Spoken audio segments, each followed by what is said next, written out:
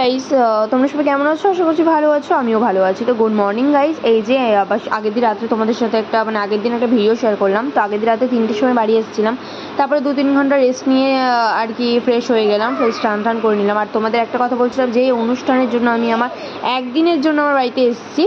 তো সেটা হলো গিয়ে বৈষ্ণব সেবা। আমার বাবার খুব ইচ্ছে ছিল, অনেক দিন ধরেই বলছিল একটা বাড়িতে অনেক বড় করে বৈষ্ণব সেবা দেবো, অনেক বছর আগে হয়েছে।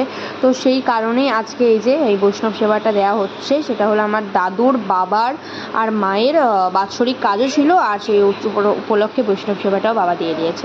তো স্নান টান করে এসে এখানে সবাই কীর্তন করছিল, কীর্তনের লোকেরা। তো সেটা একটু শুনে তারপর রান্নার জায়গায় চলে গেলাম, দেখলাম অলমোস্ট ভোগ ঠোক রান্না করা হচ্ছে। তো এই যে এখানে সবাইকে এখন বাবা তিলক পরিয়ে দিচ্ছে, কীর্তন যারা করছে। আর কীর্তন করছিল বাড়িতে, মনে হচ্ছিল না একটা আলাদাই শান্তি আসছে। মানে হরে কৃষ্ণ নামে যে এমন একটা সুর, তুমি যত গানই শোনো না কেন সেগুলো তো আলাদা পার্ট, কিন্তু এই ভক্তির লাইন একটু আলাদা পার্ট। মানে এটাতে মন তোমার মুগ্ধ হবেই হবে। তো এই যে সবাইকে দেওয়া হচ্ছিল। আর এই যে এখানে আমার ছেলেকে নিতাই গৌর সাজিয়ে রেখে দিয়েছে। আর আমার ছেলে তো ভিডিওতে আসতেই চায় না, মানে কেন কি কারণ আমি বুঝি না। তো যাই হোক, আমি এই ড্রেসটা পরেছিলাম, এই যে ড্রেসটা পরেই রেডি হয়ে গেছে। আর আজকে সেদিনকে না ভাবছিলাম বৃষ্টি যেন না হয়, বৃষ্টি তো ভগবান দেয়নি, বাট ভালো ওয়েদার ছিল, কিন্তু প্রচণ্ড গরম ছিল। ঠিক আছে। আর এই যে এখানে সব ভোগ রেডি মানে হয়ে গেছে। আর ওই যে ওই বৈষ্ণব যে দাঁড়িয়েছিল উনি রান্না করেছিলেন। এই যে বৈষ্ণব এখন ভোগ আরতি করবে। আর এখানে সব ভোগ আরতি সাজানো হয়ে গেছে। ভোগ দর্শন করে নাও তোমরা, ভোগ দর্শনে নাকি দুর্ভোগ কাটে। তো যাই হোক, আমাদের গোপালের সেবা এখন চলছে, তারপরে বৈষ্ণবদের সেবা করানো হবে। এখানে মা কীর্তন করছে, মা সবাইকে বলছে ভিডিওটা ভালো করে তোল। আমরা অবশ্যই, কেননা একটা স্মৃতি, ঠিক আছে, একটা আনন্দের মুহূর্ত, সবাই একসাথে হয়েছে অনেক দিন পরে। আমার পিসি, মাসি, দিদা, দাদু, মানে আমার দাদু নেই, আমার দাদু চলে গেছে প্রায় 1 বছর হতে চললো। খুবই কষ্টের ব্যাপার ওটা।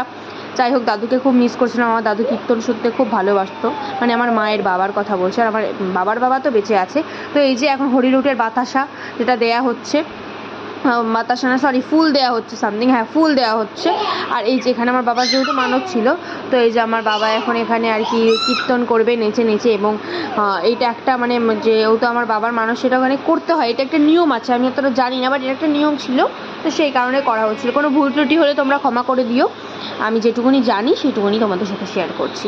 তো এই যে এখন বাতাসা নিয়ে বাবা মাথায় আর কি নাচছিল, সেই বাতাসা এখন সবাইকে ছিটানো হচ্ছে।